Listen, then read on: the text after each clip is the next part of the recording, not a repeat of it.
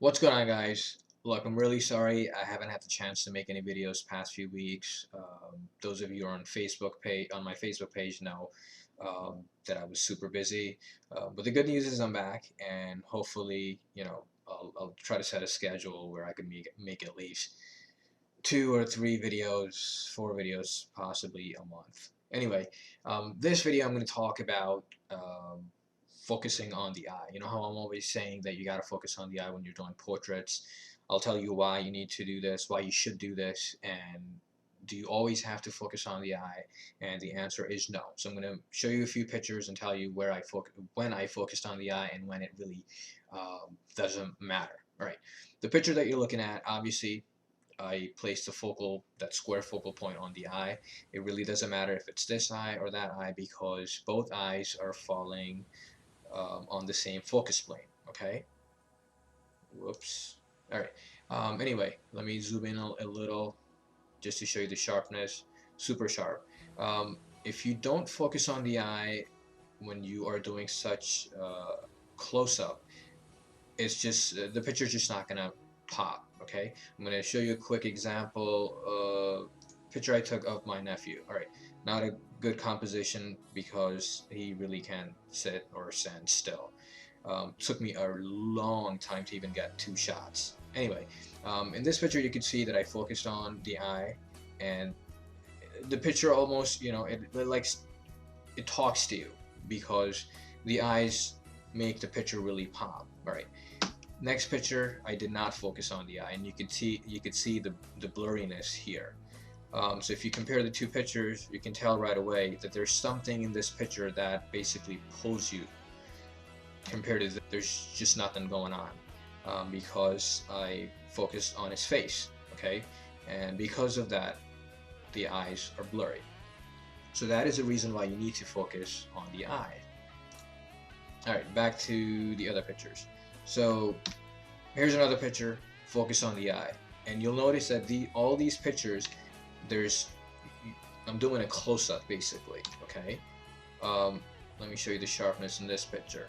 Again, the whole soul, the heart and soul of this picture is sharp focus on the eye. And because of that, everything in the background is just gonna get blown out, okay? So, typically when you're doing close-up shots, you wanna focus on the eye because that will make your picture pop.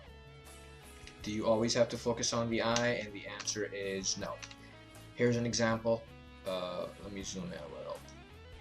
It is a sharp picture, okay? But when you're taking a picture from this distance, and you can see the eyes are kind of small, because when you place your square focal point here, it's probably not even going to land on the eye. It's probably going to cover parts of your forehead, cheeks, who knows, maybe even some parts of the nose.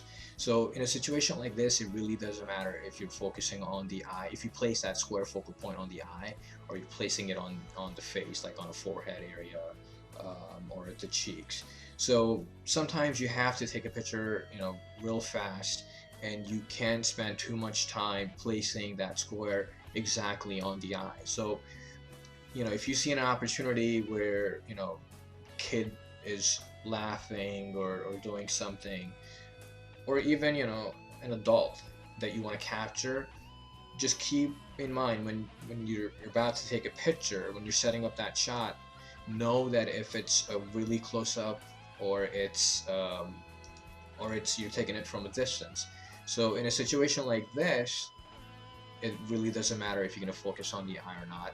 You're still going to get a sharp picture because no matter how much you zoom in, you really won't be able to see the sharpness in the eye because this was probably taken at, I believe, 28 millimeters. So it's basically, wide angle. Shot like this, you really don't have to focus on the eye. This was also taken from a good distance. I think I did a video on this shoot as well. So here, it really wouldn't matter if you focus on the eye or not, or on the forehead, especially when you're photographing kids. You gotta be on top of your game. So know when to focus on the eye and when it really doesn't matter. So in a case like this, you can easily get away with it. Okay. Another picture, photographing when people are dancing. You should try to still aim for the eye, but sometimes you can't nail a shot like this. You can get away with it because shots where your subject is moving, if it comes out a little soft, they're still more forgiving. Okay, so this is for your, mostly, one person or like two people shot.